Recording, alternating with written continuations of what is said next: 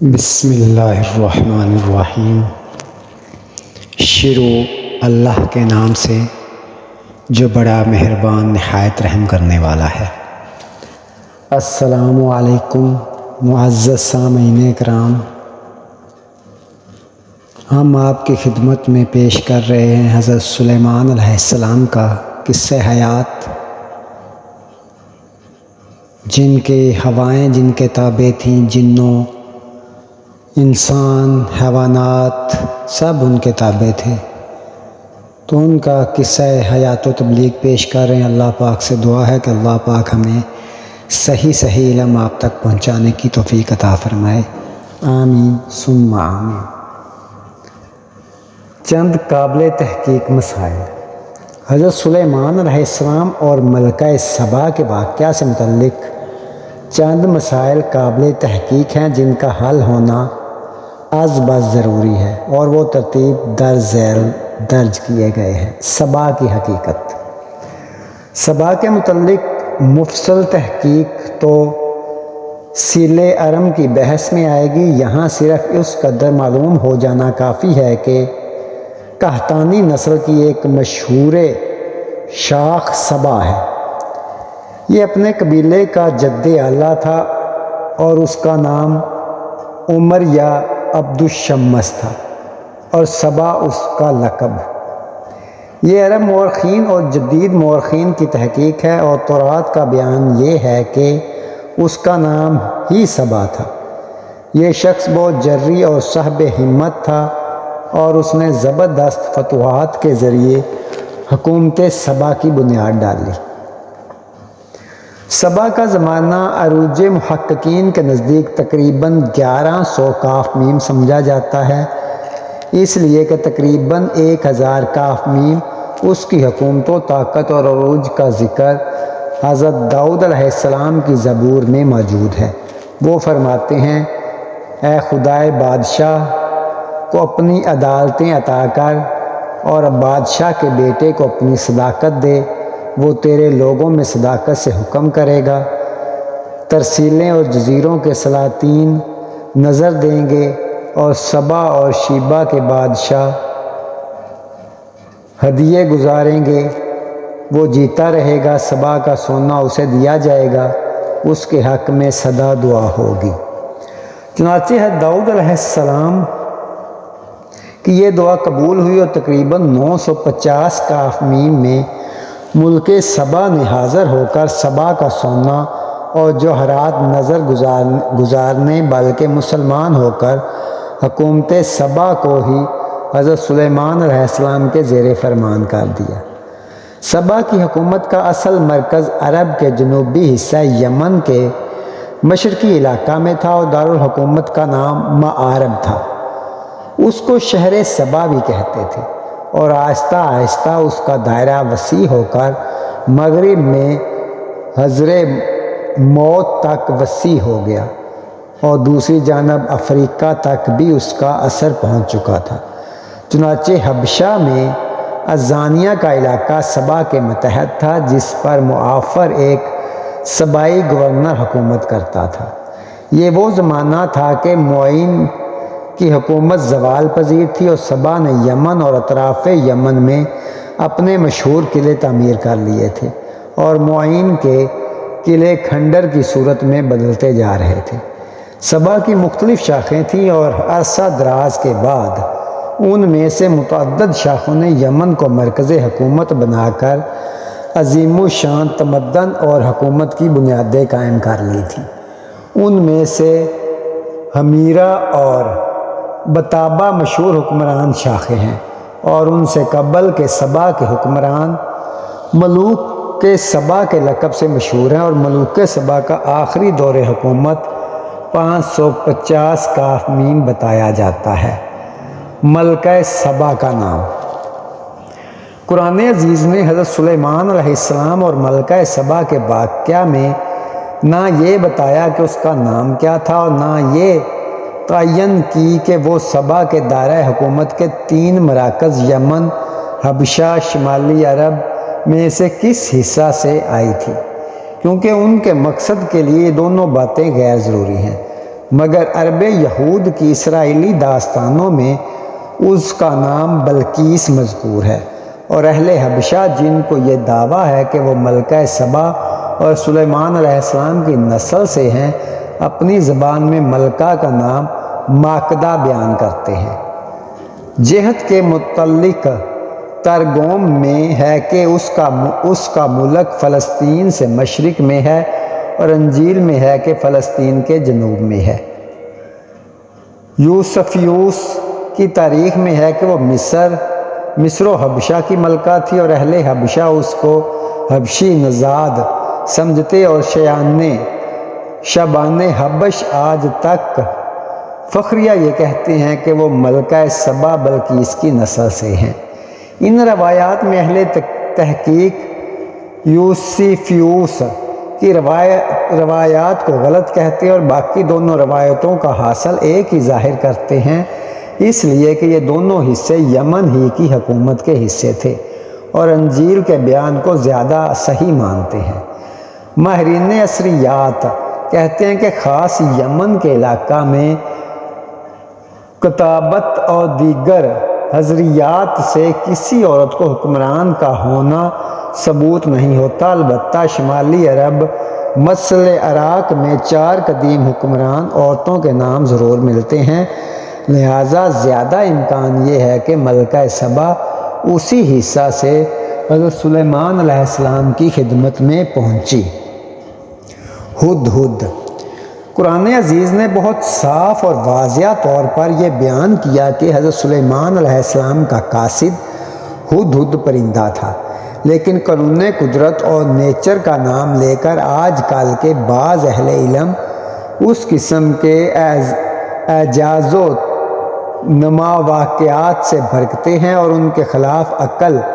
کہہ کر آیت قرآنی سے انکار پر آمادہ ہو جاتے ہیں، اور اگر مذہب پر بہت احسان فرماتے ہیں تو آیت کے معنوی تعریف کر کے رقیق توالیات اور قرآن کی مراد کے خلاف خود ساختہ توجیہات بیان کر دیتے ہیں۔ چنانچہ اس مقام پر بھی یہی پیش آیا کہ اول پرندہ کا بات چیت کرنا خلاف عقل قرار دیا گیا، اور پھر واقعہ زیر بحث سے متعلق آیات کے معنی بیان کیے گئے، اور کہا گیا کہ پہلے زمانے میں یہ دستور تھا کہ مشرکین اکثر اپنی اولاد کے نام دیوتاؤں اور دیویوں کے نام پر رکھ لیا کرتے تھے، جن میں حیوانات کے نام بھی ہوتے تھے، لہٰذا اس جگہ بھی ہدہد سے پرندہ مراد نہیں بلکہ حضرت سلیمان علیہ السلام کا قاصد انسان مراد ہے، جس کا نام غالباً ہدہد ہوگا۔ لیکن جب ان پر یہ اعتراض وارد ہوا کہ قرآن عزیز نے جبکہ صاف الفاظ میں یہ کہا ہے اور پرندوں کا جائزہ لیا، تو ہدہد کو انسان کہنا کس طرح صحیح ہو سکتا ہے؟ تب مولوی چراغ علی نے اس کی یہ توجہ بنائی کہ اس جگہ تیر کے معنی فوج کے ہیں، یعنی جب سلیمان علیہ السلام نے فوج کا جائزہ لیا، مگر افسوس کہ ان کے یہ معنی بے سند اور عربی لغت کے پیش نظر باطل ہے، اور یہ مسلم ہے کہ لغت میں اتحاد کی گنجائش نہیں بلکہ وہ اہل زمین کے استعمال کے تابع ہے، اور اہل عرب حقیقی اور مجازی کسی معنی کے اعتبار سے بھی تیر بمعنی فوج نہیں استعمال کرتے، بلکہ التیر اور تیر متعلقات و اضافات سے مجرد ہونے کی صورت میں صرف پرندہ کے معنی میں بولا جاتا ہے۔ قرآن عزیز اس زندہ زبان میں نازل کیا گیا ہے جس کو لسان العربی مبین کہا گیا، یہ کسی مردہ زبان میں نہیں اتارا گیا۔ ہر شخص اپنی مرضی کے متحد جس لفظ کے جو چاہی معنی بیان کر دے۔ ایک شخص اصحاب فیل کے اصل واقعہ کا انکار کرنا چاہے تو تیر الابابیل میں تیر کے معنی بدشگونی کے اختیار کر لے، اور دوسرا شخص اگر ہدہد سلیمان کو پرندہ تسلیم کرنے سے منکر ہو تو وہ تفقداً تیر میں تیر کے معنی فوج کے بیان کر دے۔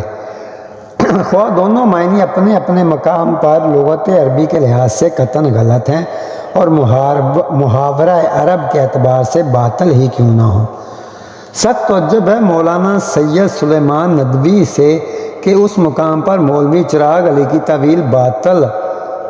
کو رد کرنے کے باوجود اس مسئلے کو عقلی بنانے کے خیال میں یہ تحریر فرما رہے ہیں کہ اگر پرندوں کا بولنا اب بھی کھٹکتا ہے تو فرض کر لو کہ نامہ بر کبوتروں کی طرح ترتیب یافتہ نامہ بر ہدہد ہوگا، اور اس کے بولنے سے مقصود اس مضمون کا خط اس کے پاس ہونا سمجھ لو، جیسا کہ خود اسی متوقع پر قرآن مجید میں یہ ہے کہ سلیمان علیہ السلام نے خط دے کر اس کو ملکہ سبا کے پاس بھیجا، اسی طرح پہلے بھی خط لے کر آیا ہوگا۔ تو جب اس لیے ہے کہ جب کہ قرآن عزیز منطق الطیر کو اور نملہ اور ہدہد کے واقعات کو حضرت سلیمان علیہ السلام کی عظیم الشان نعمت اور بے غایت احسان ظاہر کر رہا ہے، اور قرآن عزیز کا سیاق اور سباق ان واقعات کو ایسے انداز میں بیان کرتا ہے جس سے ہدہد کا پرندہ ہو کر حضرت سلیمان علیہ السلام سے باتیں کرنا صاف اور صریح معلوم ہوتا ہے، تو چند فطرت پرستوں کے بلا دلیل انکار اور حقائق ثابتہ کو اپنے ناقص علم میں محدود مان کر وحی کے دیے ہوئے علم کے انکار پر اصرار کی خاطر سید صاحب نے کیوں ایسی تعویل بیان کی کہ جو قرآن عزیز کے بیان کردہ مقصد کے خلاف ہے۔ نیز کسی واقعہ کا تورات یا اسرائیلی روایات میں منقول ہونا اس کے باطل اور لغو ہونے کی دلیل نہیں، بلکہ جب قرآن عزیز احادیث سے صحیحہ نہیں ہیں بدلائل اس کے باطل ہونے کو واضح کریں، یا قرآن و حدیث کی روشن اصول و مسلمات کے خلاف وہ کوئی بات بیان کریں یا ایسی تفصیلات نقل کریں جو قرآن و حدیث میں مذکور نہیں ہیں اور عقلی و روایات کی نگاہ میں لغو و فضول ہیں، تو بلا شبہ اس قسم کی تمام اسرائیلی روایتیں قابل رد ہیں۔ لیکن ایک واقعہ بصارت قرآن یا حدیث میں موجود ہے تو تورات یا اسرائیلی رقیت تلاویت کا باب کھول دینا ہرگز جائز نہیں ہو سکتا، بلکہ اس کے برعکس اسرائیلی روایات میں منقول شدہ واقعہ کو قرآن و حدیث کے مصرع واقعہ کی تائید میں پیش کیا جا سکتا ہے۔ بعض مفسرین کہتے ہیں کہ عبداللہ بن عباس رضی اللہ تعالیٰ عنہ سے منقول ہے کہ ہدہد پرندہ حضرت سلیمان علیہ السلام کا پانی کے لیے انجینئر تھا۔ زمین کے اندر جس جگہ بھی پانی ہوتا اور لشکر کو ضرورت پیش آتی تو ہدہد بتا دیتا کہ اس جگہ اس قدر گہرائی پر پانی ہے، اور سلیمان علیہ السلام جنوں سے کھدائی کرا کر پانی کو کام میں لاتے۔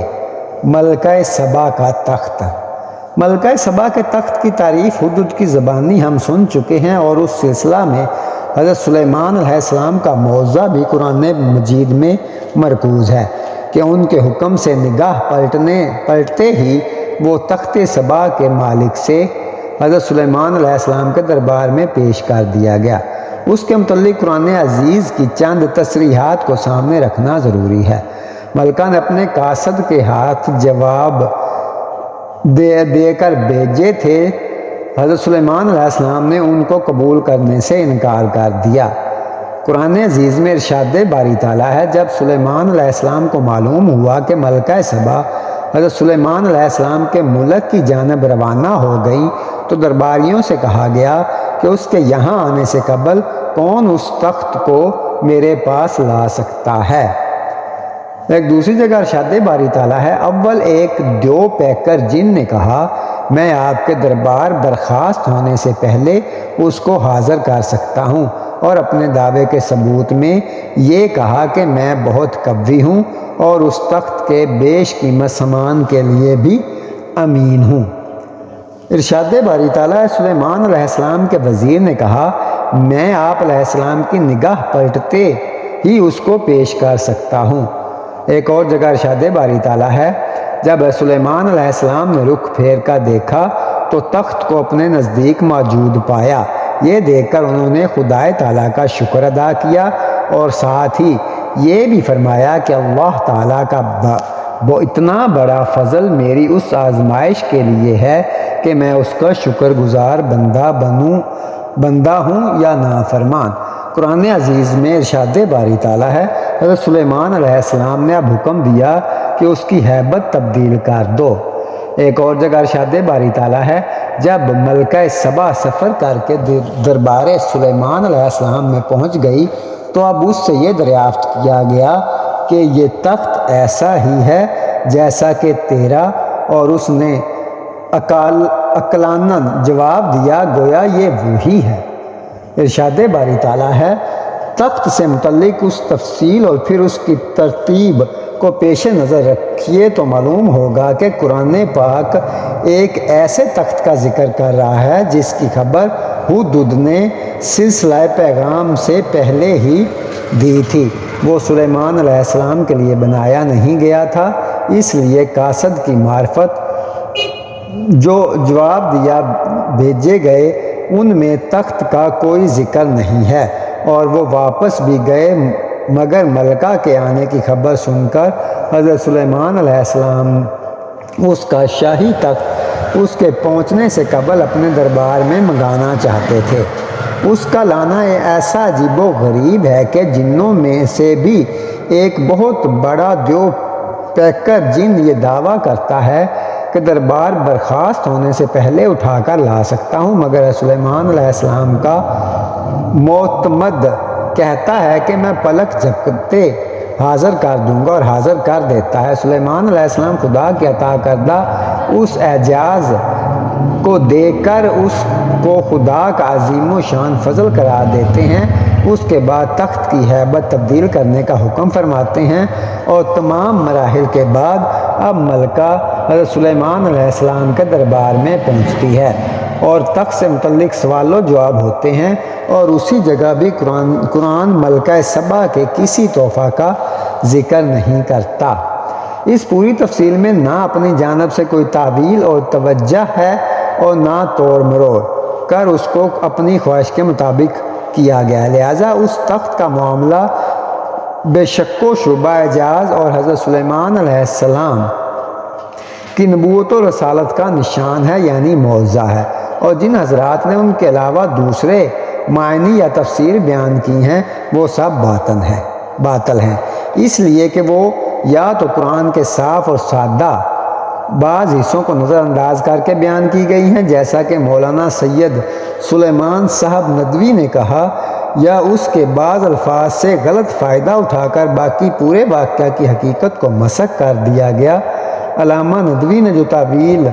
ان آیات کی فرمائی اس کا مطالعہ کرنے کے بعد ارباب نظر خود انصاف فرما سکتے ہیں کہ قرآن عزیز کے زیر بحث واقعہ کا مضمون ان کی تعویل کے ساتھ کس درجہ مطابقت رکھتا ہے۔ فرماتے ہیں ہماری رائے یہ ہے کہ ملکہ سبا نے تحفہ کے طور پر سلیمان علیہ السلام کے لیے اپنے ملک کی صنعت کاری کی ایک چیز تیار کروائی تھی، اور چونکہ یہ تحفہ تھا ضرور ہے کہ ملکہ اپنے ساتھ شام لائی گئی ہو۔ تحفہ کا ثبوت اس سے ملتا ہے کہ قرآن نے سبا کی پہلی سفارت میں تحفہ کا ذکر کیا، اور نبی اور بنیم میں بھی سبا کے طائف کا ذکر کیا۔ قرآن مجید میں مذکورہ ہے کہ حضرت سلیمان علیہ السلام کے ایک درباری نے جو کتاب سے واقف تھا عرض کی کہ میں نگاہ پلٹنے سے پہلے ملکہ کا تخت اٹھا لاتا ہوں۔ نگاہ پلٹنے سے پہلے تخت اٹھا لانے سے مقصود جیسا کہ ہماری زبان میں سرعت اور جلدی سمجھا جا سکتا ہے، اسی طرح عربی زبان میں قبل یہی سمجھا جاتا ہے۔ بعض تابعین اور مفسرین کبار نے بھی اس لفظ کے یہی معنی لیے ہیں، اور یہ کہنا تو در حقیقت محاورات زبان سے نادانی کا ثبوت ہے کہ واقعتاً اس سے نگاہ پلٹنے کے ساتھ کام ہو جانا مقصود ہے۔ کاش کہ سید صاحب ان تابعین اور مفسرین کبار کا نام بھی ظاہر فرما دیتے جنہوں نے سید صاحب کی تعویل کے مطابق معنی بیان کیے ہیں، ورنہ ہی جملہ قبل تدرید علیہ کا طرف سے سرعت و جلدی کے معنی لینے کا تو کسی کو بھی انکار نہیں۔ فرق یہ ہے کہ سید صاحب اس سرعت کا محاورہ کی حدود میں محدود رکھنا چاہتے ہیں، قرآن کریم اس مقام پر ان حدود سے بالا تر ہو کر سلیمان علیہ السلام کا معجزہ ظاہر کرنا چاہتا ہے، اس لیے اس کو کہنے والے مقابلہ میں ترجیح دی گئی ہے، ورنہ یہ تقابل فضول ہو جاتا ہے، کیونکہ جب سلیمان علیہ السلام کا مقصد یہ ٹھہرا کہ وہ توشہ خانے سے دربار میں ملکہ کی آمد سے قبل آ جائے تو قوی امین کی پیشکش اس کے لیے کافی تھی، اور نہ یہ کوئی ایسا اہم معاملہ رہ جاتا جس پر مذکورہ ہوتا اور قرآن اس کی تفصیل کو اتنی اہمیت دیتا۔ نجار نے اس موقع پر بہت ہی عمدہ تحریر فرمائی ہے۔ حضرت سلیمان علیہ السلام نے ملکہ سبا کا تخت اس شخص کے ذریعے جس کے پاس کتاب کا علم تھا جس خاص طریقہ سے منگوایا۔ وہ ایسا طریقہ ہے جس کو موجودہ علوم ابھی تک نہیں پا سکے، اور تخت کا یہ واقعہ صریحاً نص سے ثابت ہے، جو یقینی و ثبوت اور والد لالت اور ان مفسرین کی تعویل انتہائی رقیق اور قابل افسوس ہے جنہوں نے علم من الکتاب کے معنی یہ کیے کہ اس کے پاس مملکت سلیمان کا خریدتا رہتا تھا، لہٰذا اس سے معلوم ہوتا ہے کہ یہ تخت سلیمان علیہ السلام کے کسی توشہ خانہ میں رکھا ہے، اور خارق عادات موضوعات کا جب ثبوت موجود ہو تو انکار اور بے دلیل انکار سے کیا فائدہ۔ اس لیے قوانین قدرت کا جو خالق ہے اس کو یہ بھی اختیار ہے کہ وہ قدرت کے کسی عمل کو توڑ پھوڑ دے، اور یہ کیوں نہ تسلیم کیا جائے کہ اس قسم کے موزانہ اعمال کے لیے عام قوانین قدرت کے علاوہ اللہ تعالیٰ کے خاص قوانین قدرت اور نوامیس کی فطرت کار فرما ہے، جن کو ابھی تک علم معلوم نہیں کر سکا اور جن پر صرف وہی پاک نفوس مطلع ہوتے ہیں جن کے ہاتھ پر وہ نوامیس کے ذریعے موضوعات کا ظہور کرتا ہے۔ عندہ العلم من الکتاب کی شخصیت۔ مفسرین کہتے ہیں جس شخص کے متعلق قرآن عزیز نے یہ کہا کہ اس کے پاس کتاب کا علم تھا، اس کا نام آصف بن برخیہ تھا، اور یہ ہے سلیمان علیہ السلام کا معتمد خاص اور کاتب وزیر تھا۔ حضرت عبداللہ بن عباس رضی اللہ تعالیٰ عنہ سے یہی منقول ہے، اور بعض مفسرین نے کچھ اور نام بھی ذکر کیے ہیں، مگر زیادہ پہلے قول ہی کو راجح تسلیم کرتے ہیں۔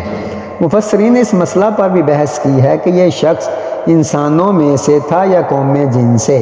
ضحاک، قتادہ اور مجاہد کہتے ہیں کہ وہ انسانوں میں سے ہی تھا۔ اس شخص کے متعلق تیسرا اہم مسئلہ یہ ہے کہ آیت کے جملہ میں علم کتاب سے کیا مراد ہے۔ وہب بن منبع، مجاہد اور محمد بن اسحاق رحمۃ اللہ علیہ کہتے ہیں کہ اس کا مطلب یہ ہے کہ وہ اسم اعظم سے واقف تھا، اور بعض جدید اہل قلم کہتے ہیں کہ اس سے حضرت سلیمان علیہ السلام کا درباری رجسٹر اور سرکاری دفاتر مراد ہیں، یعنی اس کو ہدیہ کے رجسٹر کے امین ہونے کی وجہ سے یہ علم تھا کہ وہ تخت توشہ خانہ کے کس حصہ میں محفوظ ہے۔ اور سید سلیمان ندوی فرماتے ہیں میری رائے یہ ہے کہ کتاب سے خط مراد ہے۔ لفظ کتاب اسی قصہ میں سے اس سے پہلے دوبارہ اسی معنی میں قرآن مجید میں آ چکا ہے۔ میری یہ کتاب خط کو کوئی دوسرا لفظ استعمال نہیں کرتے۔ میری تعبیر کے مطابق آیت کا مقصود یہ ہے کہ درباریوں میں سے ملکہ سبا کے مضمون خط کا جس کو علم تھا وہ بطور تحفہ اپنے ساتھ ایک تخت لائی ہے۔ اس نے کہا میں ابھی لاتا ہوں۔ ہمارے نزدیک آخر کے دونوں قول غلط ہیں اور قرآن کی تصریحات کے خلاف ہیں، اس لیے زیر بحث تخت کا یہ معاملہ ملک سبا کے دربار سے تعلق نہیں رکھتا۔ ابھی تو ملکہ اور اس کے رفقیہ اس کے ہدایہ دربار سلیمانی میں پہنچے ہی نہیں، اور اگر یہ تسلیم بھی کر لیا جائے کہ سلیمان علیہ السلام کو ملکہ کے آنے کی خبر وحی کے ذریعے نہیں بلکہ ہدہد یا ملکہ سبا کے کسی قاصد کے ذریعے ہوئی جو ملکہ کا خط لے کر ملکہ کے آگے روانہ ہوا، تب بھی کسی جگہ نہ قرآن میں اور نہ اسرائیلیات میں یہ مذکور ہے کہ ملکہ اس سے پہلے اس کے تحفہ کا تخت سلیمان علیہ السلام کے دربار میں پہنچ چکا تھا۔ اس لیے اٹکل کے یہ تیر ٹھیک ٹھکانے پر نہیں بیٹھتے، اور صحیح اور راجح قول یہ ہے کہ یہ شخص آصف ہو یا کسی اور نام سے موسوم، در حقیقت سلیمان علیہ السلام کا صحابی اور ان کا بہت مقرب تھا، اور جس طرح صدیق اکبر کی شخصیت نبی کریم خاتم النبیین صلی اللہ علیہ وآلہ وسلم کی رفاقت میں نمایاں تھی، اسی سے ایک عفریت نے تخت سبا کو حاضر کرنے کا دعویٰ کیا۔ طرح یہ ہے سلیمان علیہ السلام کا رفیق تھا، اور اس کے شرف صحبت سے اس کو تورات، زبور اور اسماء صفات الہی سے متعلق اسرار و حقائق کا زبردست علم حاصل تھا۔ اس لیے جب جنوں میں سے ایک عفریت نے تختہ سبا کو حاضر کرنے کا دعویٰ کیا تو اگرچہ مقصد کے حاصل ہونے کے لیے یہ مدت بھی کافی تھی، مگر سلیمان علیہ السلام کا گو خاطر یہ رہا کہ یہ عمل بہت جلد ہو جائے، بلکہ خدا کے کسی خاص بندے کے ہاتھ ہونا چاہیے تاکہ ان کو پیغمبرانہ توجہ سے وہ موضع اور نشان بن کر ملکہ سبا کے سامنے پیش ہو۔ آسد نے سلیمان علیہ السلام کے اس گوشہ التفات کو سمجھ کر فوراً خود کو پیش کیا، اور عفریت کے بیان کردہ مدت سے بھی قلیل مدت میں حاضر کرنے کا وعدہ کر لیا، کیونکہ اس کو یقین تھا کہ سلیمان علیہ السلام کی مبارک توجہ اور اس کے اعجاز کو پورا کر کے دکھائے گی، اور چونکہ معجزہ خدا تعالیٰ کا اپنا فعل ہوتا ہے جو نبی کے ہاتھ پر ظاہر کیا جاتا ہے، تو سلیمان علیہ السلام نے اپنی صداقت و نبوت اور عزم و رسالت کے اس نشان کو دیکھ کر ان الفاظ میں خدا تعالیٰ کا شکریہ ادا کیا، ھذا من فضل ربی، یعنی جو کچھ بھی ہے اس میں آصف کی یا میری سعی اور قوت کا کوئی دخل نہیں ہے، بلکہ محض خدا کا فضل ہے جس نے یہ کام کیا۔ ملکہ سبا کا قبول اسلام۔ حضرت سلیمان علیہ السلام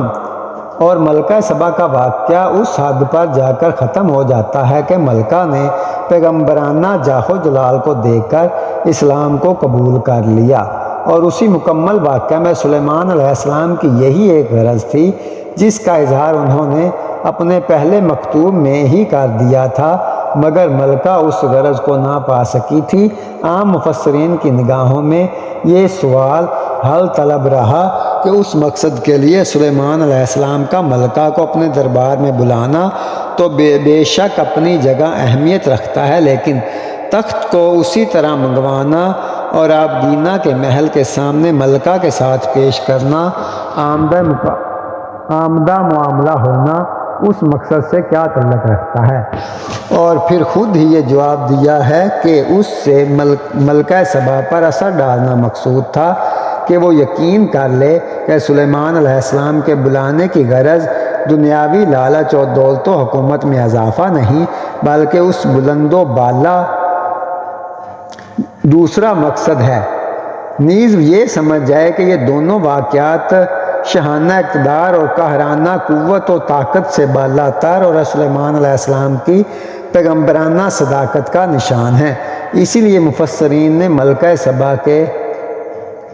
قول کننا مسلمین میں اسلام بامعنی ایمان مراد لیا، یعنی ملکہ نے حقیقی معنی میں اسلام قبول کر لیا، لیکن مفسرین کی حکمت و مصلحت کو صحیح تسلیم کرتے ہوئے ان کی اس دلیل پر یہ اعتراض وارد ہوتا ہے کہ اگر یہ صحیح ہے کہ کننا مسلمین کہہ کر ملکہ نے اسلام قبول کر لیا تھا، تو اس کے بعد کی آیات کے ان دو جملوں کے کیا معنی ہوں گے؟ اور ارشاد باری تعالیٰ اور اس کو ایمان لانے سے ما سوا اللہ آفتاب کی عبادت نے باز رکھا، کیونکہ بلا شبہ وہ قوم کافرین میں سے تھی۔ اب میں رب العالمین پر ایمان لاتی ہوں، ان دونوں جملوں سے معلوم ہوتا ہے کہ کننا مسلمین کہتے وقت وہ مسلمان نہیں ہوئی تھی، بلکہ اس کے بعد دوسرے واقعہ سے متاثر ہو کر پھر دین اسلام قبول کرنے کا اعلان کیا، حالانکہ دونوں باتوں کا مظہر حضرت سلیمان علیہ السلام کے دربار ہی میں ہو رہا تھا۔ چنانچہ مجاہد، سعید بن مسیب اور ابن جریر نے اسی اعتراض کو تسلیم کرتے ہوئے زیر بحث آیات کی یہ تفسیر کی ہے کہ سب حضرت سلیمان علیہ السلام کا مقولہ، اور آیت کا مطلب یہ ہے کہ سلیمان علیہ السلام نے کہا ہم کو ملکہ کی آمد سے قبل ہی یہ معلوم ہو چکا ہے کہ ملکہ کافروں میں سے ہے، اور ہم بہرحال مسلمان ہیں، اور ملکہ کو آفتاب پرستی سے ماں سوائے اللہ کی پرستش کا عادی بنا کر خدائے واحد کی عبادت سے روگرداں کر دیا ہے۔ اور ابن کثیر نے مجاہد کی اس تفسیر کو نقل کر کے کہا ہے کہ یہ قول رائج ہے، اس لیے کہ ملکہ سبا ابھی تک مسلمان نہیں ہوئی تھی، بلکہ بصراحت قرآن کے واقعہ کے بعد ایمان لائیں، لہٰذا کننا مسلمین اس کا معقولہ نہیں ہو سکتا۔ لیکن اس تفصیل میں یہ سکم ہے کہ زائمر کے مرجع میں بے ترتیبی و خلل واقع ہوتا ہے، یعنی جب کہ قائل ملکہ سبا ہے اور اس کے بعد ہے سلیمان علیہ السلام کا کوئی ذکر نہیں ہے، تو بعد کے جملہ مقدر ہے رہے تو یہ دعویٰ بے دلیل، اور جب کہ مرجع کے اختلال ہے کہ بغیر ہی آیات کی صحیح تفسیر ہو سکتی ہے، تو بلا وجہ مقدر ماننے کی ضرورت ہی کیا باقی رہتی ہے۔ چنانچہ آیات زیر بحثہ کی ایسی تفسیر جس میں دونوں سکم بھی باقی نہ رہیں اور ہر دو واقعات کی حکمت و مصلحت بھی روشن و نمایاں ہو جائے۔ شیخ الہند رحمۃ اللہ علیہ سے بالواسطہ علامہ سید حسین احمد مدنی منقول ہے، فرماتے ہیں سلیمان علیہ السلام نے ہدہد کی معرفت جو پیغام بھیجا تھا اس میں یہ لکھ کر وَآتُونِ مسلمین ملکہ سبا کو صریحاً الفاظ میں دعوت اسلام دی تھی، مگر ملکہ سبا چونکہ حقیقت توحید اور دین اسلام سے نہ آشنا تھی، اس لیے وہ سلیمان علیہ السلام کے مطلب کو نہ سمجھ سکی، اور مکتوب گرامی میں کہ معنی اس نے جب کو پڑھا تو شاہوں کو خط کتابت کے پیش نظر یہ سمجھی کہ سلیمان علیہ السلام اپنے قاہرانہ اقدار کے زور پر مجھ کو اور میری حکومت کو اپنا تابع فرمان اور زیر نگی بنانا چاہتے ہیں، اس لیے اس نے پہلے درباریوں سے مشورہ کے بعد دریافت حال کے لیے وہ طریقہ اختیار کیا جس کا قرآن عزیز میں ذکر ہے، اور جب اس کو یہ یقین ہو گیا کہ در حقیقت سلیمان علیہ السلام کی شاہانہ عظمت اور قاہرانہ ستوت شاہانوں سے بھی زیادہ بلند ہے، تو اس نے فیصلہ کر لیا کہ سلیمان علیہ السلام سے جنگ مناسب نہیں اور ان کی اطاعت تو انقیاء میں نجات ہے، اس لیے ملک شام کی جانب روانہ ہو گئی۔ اور سلیمان علیہ السلام کو جب یہ اطلاع ملی کہ ملکہ سبا ان کی خدمت میں حاضری کے لیے روانہ ہو چکی ہے، تو سوچا کہ ایسا کوئی لطیف طریقہ اختیار کرنا چاہیے جس سے ملکہ سبا خود یہ اعتراف کرنے پر مجبور ہو جائے کہ آفتاب پرستی یقیناً گمراہی ہے، اور سیدھی اور سچی راہ یہ ہے کہ صرف خدائے واحد کی پرستش کی جائے۔ قوم سبا کا مذہب آفتاب پرستی تھا اور اس فلسفہ کے قائل تھی کہ کائنات میں خیر و شر کی قدرت و طاقت کواکب کے ہاتھ میں ہے، اور چونکہ آفتاب ان میں سے سب سے بڑا اور کائنات پر اثر انداز ہے، اس لیے وہی اس قابل ہے کہ اس کی پرستش کی جائے۔ اس لیے سلیمان علیہ السلام کو یہ بتانا چاہتے تھے کہ کائنات ان چھوٹی اور بڑی تمام اشیاء پر صرف ایک حقیقت کا تسلط ہے، اور وہ خدائے کائنات ہے، اور آفتاب و مہتاب کواکب و سیارگان یہ سب اس کی مخلوق اور اس کی قدرت کے مظاہرے ہیں۔ لہٰذا انسان کی سب سے بڑی گمراہی یہ ہے کہ وہ حقیقت کو چھوڑ کر مظاہر کی پرستش وجود اور اس کی ہستی کے لیے دلیل ہیں، نہ کہ بجائے خود حقیقت۔ اس لیے تغیر و تبدیل، وجود و فنا، طلوع و غروب، ناپائیداری اور بے ثباتی مظاہر کے رگا و ریشہ میں سرایت کیے ہوئے، اور حقیقت ذات واحد ان تمام تغیرات سے پاک اور بالا تر ہے۔ یہ سوچ کر انہوں نے ملکہ کے شاہی تخت کو یمن سے اٹھا منگوایا تاکہ اس کے نزدیک سے ایک مثال دے کے اس کو بتائے، وہ اس پر یہ واضح اور ثابت کریں کہ یہ دیکھ میرے اس دعوے کی دلیل خود تیرا یہ تخت شاہی ہے، غور کر یہ تیری حکومت و ستوت کا مظہر ہے اور اسی لیے تخت شاہی کہلاتا ہے، مگر جو ہی تو اپنے ملک سے غائب ہوئی یہ مظہر بے حقیقت ہو کر رہ گیا، اور کل کو تیری سلوت کا مظہر تھا اور آج وہ میرے دربار کی زینت بنا ہوا، اور یہاں بھی تبدیلی ہیبت و صورت کے ساتھ تجھ کو اپنی بے ثباتی اور ناپائیداری کا درس دے رہا ہے۔ حضرت سلیمان علیہ السلام کے اس ارادہ کی تائید اس سے ہوتی ہے کہ جب انہوں نے ملکہ کا تختہ اپنے دربار میں منگوایا تو اس میں تغیر کا حکم دیتے ہوئے یہ ارشاد فرمایا، ارشاد باری تعالیٰ، ہم یہ اس لیے کرنا چاہتے ہیں کہ دیکھیں کہ وہ اس واقعہ سے متاثر ہو کر ہدایت قبول کرتی ہے یا گمراہ ہی رہتی ہے۔ اس اعتبار سے یہاں ہدایت سے خاص اسلام کی ہدایت مراد ہے، نہ کہ محض راہ یاب ہونا، جوہر معاملہ کی حقیقت پر آگاہ ہو جانے کے لیے عام ہے۔ اس اسلوب بیان سے حضرت سلیمان علیہ السلام نے ملکہ سبا پر یہ بھی ظاہر کر دیا کہ ان کا جلال و جبروت صرف شاہانہ اقدار اور حکمانہ قوت و سطوت کی وجہ سے نہیں، بلکہ اس کی پشت پر خدائے تعالیٰ کا وہ طاقت کار فرما ہے جو شہنشاہوں کی قہرانہ جبروت کی دستس میں سے بھی بالاتر پیغمبرانہ جاہ و جلال کے ساتھ نشان الہی کے نام سے وابستہ رہتی ہے، اور ساتھ ہی تبلیغ و دعوت کے مستورہ بالا طریقہ خصوصی کے ذریعے یہ بھی واضح کر دیا کہ سبا کی آفتاب پرستی حقیقت کو چھوڑ کر مظہر کے باقی سے منہ موڑ کر فانی کی قدیم سے روگرداں ہو کر حادث کی سمت سے رخ بدل کر محتاج کی اور خالق سے نگاہ پھیر کر مخلوق کی پرستش ہے، اور یہ سخت گمراہی اور ضلالت کی راہ ہے، اور صراط مستقیم یہ ہے کہ صرف حقیقت خدائے واحد ہی کو نفع و ضر اور خیر و شر کا مالک سمجھا جائے اور فقط اسی کی ہی عبادت کی جائے۔ لیکن قوم سبا چونکہ صدیوں سے غیر اللہ کی پرستش میں اعتقاد رکھتی تھی، اس لیے ملکہ اس لطیف دلیل کے سمجھنے سے قاصر رہی اور اس کی حقیقت و خرد حقیقت کی معرفت تک نہ پہنچ سکی، اور تخت کے اس پورے واقعہ سے اس نے یہ نتیجہ نکالا کہ سلیمان علیہ السلام اس مہیر و عقول کا طریقہ سے اپنی بے مثال شان و شوکت کا مظاہرہ کر کے مجھ کو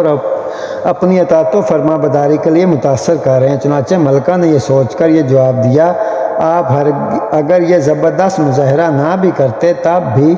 ہم کو پہلے سے آپ کے جہل و جبروت کا حال معلوم ہو چکا ہے اور ہم آپ کے تابع اور حکم بردار ہو چکے ہیں۔ اور ملکہ کے اس جواب کو نقل کرنے کے لیے اللہ تعالیٰ نے درمیان میں اس کی صدیوں کی گمراہی اور معاملہ کی اصل حقیقت کے متعلق قصور فہم کی وجہ بھی یہ بیان فرمائی کہ آفتاب پرستی کی مداومت نے اب بھی اس کو قبول اسلام سے باز رکھا اور وہ کافر ہی رہی۔ یہی دو باتیں ہیں جو آیت ذیل میں بغیر کسی تعبیر سے صاف اور واضح طور پر بیان کی گئی ہیں۔ ارشاد باری تعالیٰ ہے، اور اس کے بعد سلیمان علیہ السلام نے دوسرا مظاہرہ کیا جو اس بارے میں سے پہلے سے زیادہ واضح اور روشن تھا، اور یہ آپ گینا کے محل کا واقعہ تھا۔ ملکہ نے جب یہ سمجھ کر کہ صاف شفاف پانی بہہ رہا ہے اپنے کپڑے سمیٹے اور پانی میں اترنے کا ارادہ کیا تو اس کو بتا دیا گیا کہ جس کو تو پانی سمجھ رہی ہے وہ آپ گینا کا عکس ہے، پانی نہیں بلکہ یہ ملکہ پر جب اس حقیقت کا انکشاف ہوا تو اب اس کا ذہن اس طرف منتقل ہوا کہ سلیمان علیہ السلام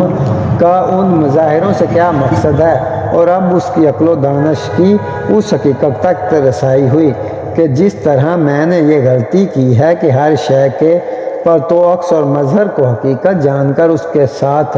حقیقت کا سا معاملہ کرنا چاہا، تو اس طرح بلا شبہ میں اور میری قوم اس گمراہی میں مبتلا ہیں کہ آفتاب کی پرستش کر رہے ہیں، حالانکہ وہ حقیقت خدائے واحد کی قدرت کے مظاہر میں سے ایک مظہر ہے،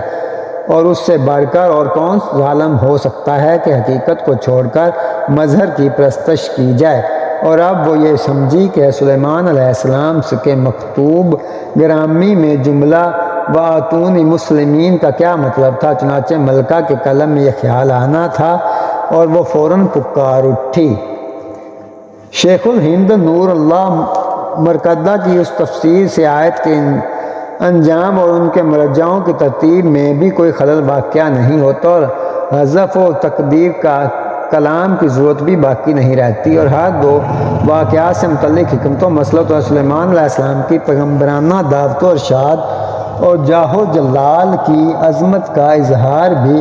حسن و خوبی کے ساتھ ہو جاتا ہے۔ ملکہ سبا کے پہلا مقولہ وَكُنَّا مسلمین میں اسلام بامعنی انقیاد و اطاعت کے نظیر سورہ حجرات کی وہ آیت ہے جو اعراب مدینہ کے دعوی ایمان پر نازل ہوئی۔ اعرابی کہتے ہیں ہم ایمان لے ہیں۔ آپ کہہ دیجئے تم